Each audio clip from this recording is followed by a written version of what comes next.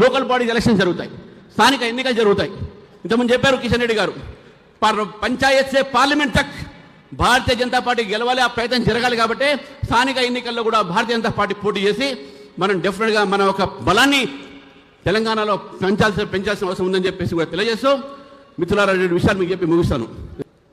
ఈరోజు చాలా సోషల్ మీడియాలో చూస్తూ ఉన్నాం, యూట్యూబ్లో చూస్తూ ఉన్నాం.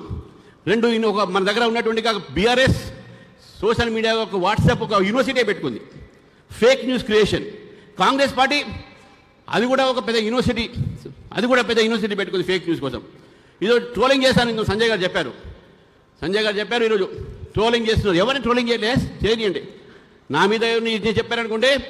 కానీ వాళ్ళకి చెప్పదలుచుకున్నాను, రామచంద్రరావు అనే వ్యక్తి నేను క్యాంపస్ చదువుతున్న రోజుల్లో మీరు అనుకున్నట్టు సౌమ్యుని కాదు, 14 సార్లు జైలుకు పోయేసినటువంటి వ్యక్తి నేను.